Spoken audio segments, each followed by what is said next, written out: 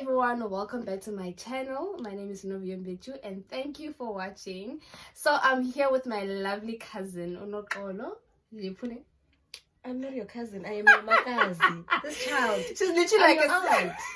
guys, she's literally like a sister to me because she's so tiny. Like, just if you would guess her age, you would think she's around about like 21. You'd swear she's 21, but she's not. She's very old. Thank like you. You're very, very, very old, but you can never tell. So on today's video, we're not sure of the topic of what it is going to be about, but we're just going to go with the flow and just talk about everything. So Noxie, introduce yourself to the people. Tell us about yourself. Tell us what you do for a living. Okay, hi everyone. I am Unokolo. Likewise, my surname, as Sino has introduced me, I am her aunt and not her cousin, by the way. So Unokolo is a 27-year-old, a mother of 2 boys, 8 and 3. Currently, I work at Discovery as a team leader, and I've got my side hustles going on. I'm a network marketing professional. I'm an agricultural investor, and then I'm also a graduate. I obtained my degree in 2015, financial management at the NMU University. I'm still trying to get used to saying NMU. NMU, yeah. NMU. Okay, so yeah. And also I'm venturing into life coaching, and it's something that I've always been passionate about, so I decided to give it like a shot. So yeah, that is Noxolo in a nutshell. Yeah, so oh my word, that's like a whole huge list, guys. I feel like it took like a whole minute for you to tell us, well, okay, so it's a lot.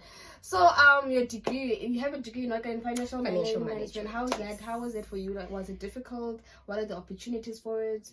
Tell us more about it, because I feel like there's many people who are actually like in that course or doing that course that want to know more of the course and what it has to offer. So to be honest, I never chose the course for myself. So after matric, I wanted to take a gap year, and my mom was like, not in my house. You know how parents are. So I didn't apply throughout the whole year. Then I got my matric results, and I was like, wow, I passed. And then my mom was like, what are you gonna do next? And I was like, taking a gap year. She said, no ways. So actually, I had to wake up literally. It was, I think universities were opening around February. So month before like 2 weeks before they open, I had to go to NMU and just ask them which courses do they have available, because my mom is like, I need to make it happen. Make a decision. Didn't even apply for NSFS that time. So I'm going there. First of all, I don't have funding. How am I going to do it? Oh my word. And then I don't even know was your mom working at that time? My mom has never worked ever since I was born. So she's always been a hustler. She's a hustler. I know. She's a hardcore hustler. She hustles. So I went there. They told me that there was logistics and management, right? And management, finance, and administrator. So I said, okay, give me management, because logistics, I didn't know anything about logistics, as much as I didn't know anything about management as well. But the word management sounded like, okay, I'm going to manage something at some point. So let me rather do it. So I took the course. Then I enjoyed it. Actually, I enjoyed it because it was challenging in a way, because I never liked maths. I never liked accounting. Everyone who knows me from high school, I hated numbers. So that was when I had to be like, okay, cool, this shit is getting real. Oh, sorry guys, it's fine. I swear a lot. So like, okay, I understand, it's getting real now, and I need to find a way to make this work. And luckily, when I went to apply for the course there at NMU, I also handed in my NSFS application right there and then. I don't know how it happens. I got the funding. Guys, so look at you God. See, when things are supposed to happen in your life, they just start shifting and they just start happening. So I got the funding. I was like, okay, cool. I need to make this work. I can't flop it. I need to make it work. So it required me to do a lot of studying. When I say studying, I had to literally cut down on a lot of things. So my friends will tell you, I had a lot of friends in high school. So moving into varsity, I had to cut those ties. I had to limit my friends, because now I had to spend most of my time with people who knew more about what I was studying, and also invest time in making sure that I'm with my books. I'm a person who, whatever I do, I want to perfect it. as much as it's okay to fail in life, but you never prepare for failure, but you must not be intentional to fail. Do you get what I mean? So if I was like, if I didn't give it my all, and I didn't study, and I didn't put in the hours, and I didn't put in the effort, probably I wouldn't have obtained my degree in record time. Because remember, the first year of varsity 2012, I got pregnant. She did. In February. She's such an inspiration. I got pregnant first year of varsity. I was in orientation. And I found out when I was in orientation that I'm pregnant. Now imagine I'm the last child at home. First year of varsity, I have to tell my mom that, Mom, I'm pregnant. Guys. So I was like, I can't mess this up. That was one of the motivation that was behind me and making sure that I master and finish my degree in record time, because I didn't want to disappoint my mother. So the whole year of first year, I had a bump. Literally first year of varsity, guys, here I am. Imagine with the bump. Everyone like was staring at me like, and I was so tiny. Like they were like, and I had to pull on a brave face. It hurt me a lot because now I felt like everyone was looking at me with judgmental eyes. Like they're like, oh my God, how could she fall pregnant? And remember, this is my first year of varsity, because you know we always look forward to varsity or college because you like freedom, like it's a different kind of vibe. Like you get that feel of I can do whatever I want. Freedom. I'm mature now. And I had this child that I was carrying throughout. And I won't lie, I got all the support that I needed from the lecturers at the university, because I'll remember there were times that I couldn't attend or go to lectures because I was so tired, especially when I was close to delivering my baby, because I gave birth in November during exams. I gave birth on the 4th of November, and I was writing my first exam on the 6th of November. I told myself I'm gonna go and write that exam, and luckily I gave birth naturally, so you don't need a lot of recovering, but yes, you're still like hurting then. And then I had to like hire a taxi to take me from home to South Campus indoor sports, and I still remember we were writing there, and it had to like take me into the writing hall, and then I went there, and then everyone was shocked to see me there. And I was like, I'm gonna write this paper. Come hell or sunshine, I'm gonna write this paper. I am not delaying anything. So I went there, I wrote, and I passed my exams. I passed all of my exams. I didn't have to repeat any module. And that was the happiest time of my life, because I was like, thank you, Lord. Like I was like, with everything that happened with me getting pregnant, and my mother so disappointed at me, and she herself didn't believe that I was going to make it through the first year. That's the thing. And she kept on telling me that, as a mother, you know, our mothers love us a lot. She kept on telling me that, my child, it's okay. Like, you can repeat the year next year. It's not the end of the world. You can still study. I'm going to help you with the child. But deep down, I was like, I am not repeating a mod. I'm not repeating this year. I need to get this in order. That's the thing about people in varsity. Like, the minute someone is pregnant, it's like, oh my God, it's the end of the world. Okay, you tell me someone gets pregnant in high school, oh my God, she can't go to varsity because she got pregnant. And that it all goes with what you are willing to put in. So whatever it is that you put your mind towards, if you tell yourself that I am going to obtain this degree in record time, or I'm going to achieve this, you can. Guys, the most powerful thing is your mind. Your mind is the most powerful tool, and a lot of people, they miss this. If you tell yourself that I am going to do this, if you tell yourself, leave everyone else in what they say, because remember, no one has the power to tell you what you can and what you cannot do. No one, literally. Nobody. They can say all they want to say. They can dish whatever it is that they want to dish at you, but they do not have the power to control what you can accomplish or what you can and cannot do. And that was one thing I told myself. I was like, I might be pregnant. They might say that I'm going to repeat this year. They might say that I'm not even going to obtain this degree. I know who I am. I know I'm not Polo. And I know that I'm actually capable of doing it.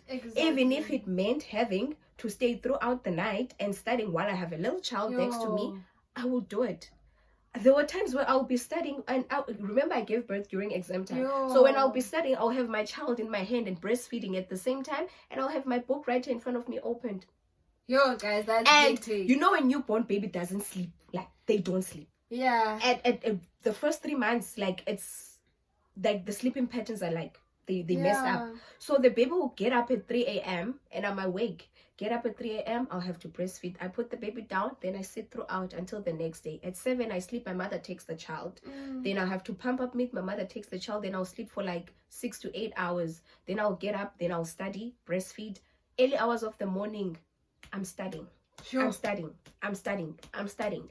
The only thing that I had at the back of my mind, I need to pass. I need to pass, and I'm going to pass. I need to make it, and I'm going to make it. Yeah. And I didn't just pass. I got a merit award, guys, for the next year. For the second year, colors. I got a merit award, and I was like, oh my goodness. That's when I started like telling myself that, you know what, God has great plans for me. Exactly. Like, I am destined, like, I deserve all the nice things in life, and I'm going to go after those things. From then, I never stopped. I don't know if you know this, but since I think I was in high school or primary, I've always looked up to you. I was like, I just want to be like her. Like, it doesn't matter. I just want to be like her. Because I feel like the first person from the family she went to varsity, except for Oprah and Liz, no man. But because they're older than us. Older. Yeah. So like, I'm like, yo, varsity. I'm like, am I ready for varsity? Do I want to go to varsity? I'm like, but no, I didn't. So I'm gonna do it. And then you graduated with flying colors. Oh man, sister man. It's like, yo, no. Positive flying colors. Like, yo, guys. Yeah. That's what I want, and I'm gonna get it. And I literally got to varsity, and I was like, whoa. I never, like, I don't even lie to you. I didn't know that I would actually make it to varsity, because they were like, you have to work hard. But I knew you were going to make it. It's this, and I was like, I never thought I was capable of it. Even when I was writing my exam, I thought I was going to get a D. I was like, I'm ready for a D, because I feel like I didn't do good enough. I didn't put in my best effort. Yeah. And then I got like, I was like, whoa. Okay. Exactly. Okay. Exactly. So yeah, that's the power of like believing in yourself. And also like, I really, really looked up to you, because you've accomplished so much with like 2 kids at the same time, handling umsebenzi, and guys, mind blowing. So it's like, a lot of people will always like find an excuse not to do something. Like, I don't have time, I've got kids. Like, it's easy to find an excuse. It's easy to put the obstacles there, because your mind already, our minds were designed to be negative, if I can put it that way. Your mind is created to keep you safe. Your mind, your thoughts, like your conscious mind, is created to keep you safe. So every time you want to do something outside of the like, for example, when you wanted to start this YouTube channel, I'm sure there was you were delaying it, right? No, there was also like doubt. You tell yourself, okay, fine, I'm gonna do it. Then you're like, nah, let me put it off for tomorrow. I'm gonna do it. Oh, I need to first get this. I need to first get that. Oh, yeah. I need to have a. Do you get what I mean? So your mind will always, whenever you want to do something outside of your comfort zone, it will always like trigger things that are gonna be in front of your way. Like, there's always an obstacle. It's because it's created to keep you safe. Yeah. Into your comfort zone. And the only way to fight that, then you need to push yourself. Whenever you're thinking of doing something, this is how I apply life. If I think of doing something, I do it immediately. Exactly. I don't give my mind the time to convince me, because our minds are very good at convincing us. I don't give my mind a chance to convince me. When I'm thinking of doing something, I jump on it immediately. Because it's when you are fearful of doing something, or where you are at your most uncomfortable space, that's where your greatest strength is. That's where something great blossom. If you're looking for the right time to do something, you will never do it, because the right time will never come. Because every time you're saying you're waiting for the right time, or you need the right motivation, you will not do it. You need to do it while you're uncomfortable, and while you're fearing the act of doing it. That is when you're going to shine so bright and accomplish so much, when you go in it like blindfolded, just jump in and do it. This is powerful. Like, So like emotional inside just by hearing it honestly. Exactly. Speaking. So that's how we need to apply life. Like that's how you need to apply life. The moment that you, because our minds are filled with so many great things. We were all born to be great, actually. And I know you're a Christian as well. I am, yeah. God promised us life in abundance. This is my favorite verse in the Bible, John 10 verse 10. It says, I have came to give you life, not just any life, but life in abundance. Which means everything that you will be doing in life, you are supposed to receive in numbers, in multiple, in abundance. You're not supposed to be filled with thoughts of lack.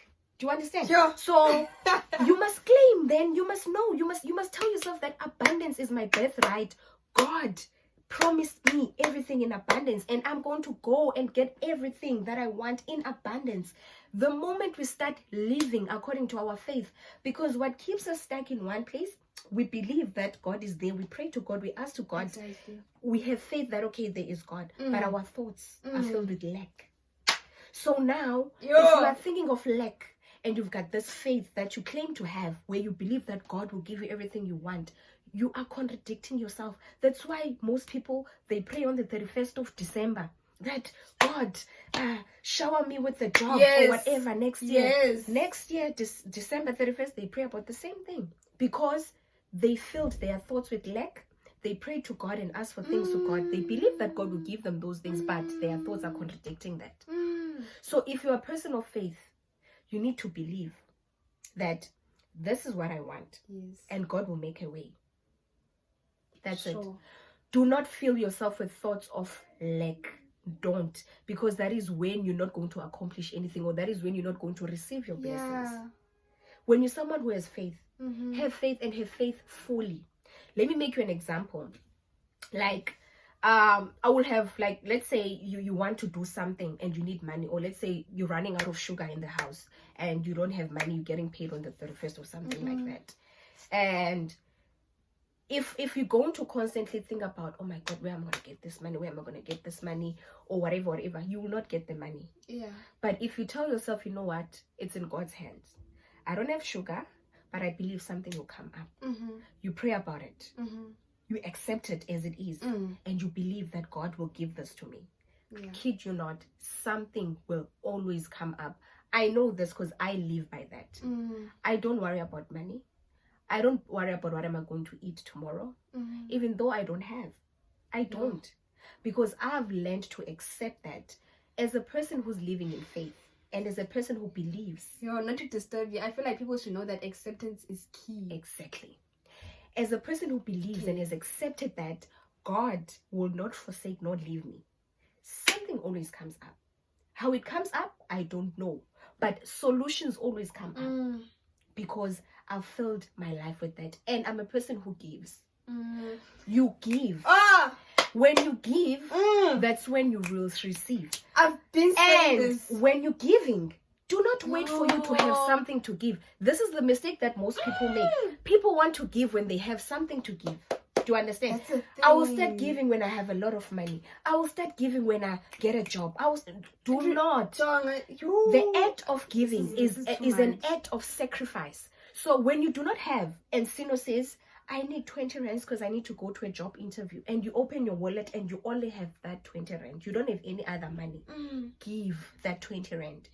Even if it's going to leave you empty, give it, because the act of giving is the act of sacrifice. You are sacrificing what you have for another person.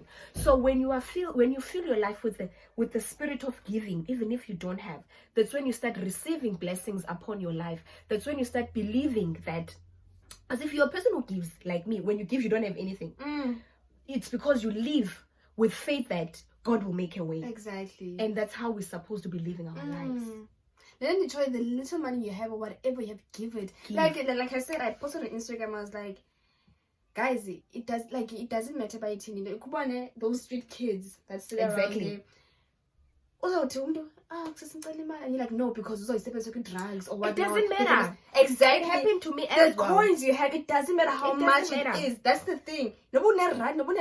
give it to them. Even no, yes, give it to going them. back to what you're saying, because even last week I was at Green Acres and then this guy comes to me. I'm sitting here by that. She's like, Sissy, can I have 10 rands, please? I need money to go home. Wada. Then I take out a 20 rand, then I give it to him. Then this lady next to me is like, yo, you give him a 20 rand, he's gonna go and smoke it. I'm like, no, Sissy, it doesn't matter what he's going to use it for. I'm just giving it to him because he asked. And I'm giving it to him because I can give it to him. So it's okay if he's gonna smoke it or whatever. That is none of my business. I did what I could. You did and your part. And it felt good for me to give him. Hence now God has been blessing me abundantly. Hence God has been blessing everything that I've been doing in my life. Has been blossoming and has been of success because God has been blessing me. I'm not saying that it's not easy. There are always challenges. But the way you face your challenges as a person who believes and has faith, it's different from the way you face your challenges as a person who's filled with fear and the thoughts of lack, right? Because you will meet challenges in life. But when you meet a challenge, do not see a challenge as a challenge. See a challenge as a learning curve. Take that experience and ask yourself, okay, I failed in doing this. How can I do it differently next time? Do I understand? So that you know that, okay, you are taking out something out of that. You are taking out something out of that whole experience. And also the other thing that I would like to touch on is when things are not going right in your life, do not blame people around you for things that are not going right in your life. Do not say that mama was next door. Or you need a goat to be slaughtered. People like that. You need a goat to be slaughtered for you because things are not going your well. Why are you so special that you're not going to have things that are not going right in life? Life is about sorting difficulty after difficulty. If there were no challenges, then life wouldn't be life. Life would have no meaning. Challenges are there. Obstacles, there, complications, and more meaning are there to teach us something. But Tina, we fail to get learnings out of Ezando because we're focusing on which are not related to the problems that we're facing. Because when now you want to blame Usino for things that are not going well in your life, you want to blame everyone else. Remember, everything is happening for you, not against you. And that's all I have for you guys today. I hope you guys look out for part 2 next week Sunday. It will be up at 3:30 as per usual. Thank you for watching, and please don't forget to like, subscribe, and share this video. Share so that we can get more viewers and this video can reach out to so many people and help so many other people. I'm so sorry for mumbling anyways, but I don't know what it is, but yeah, thank you guys for watching. Thank you again. Bye. Have a lovely Sunday.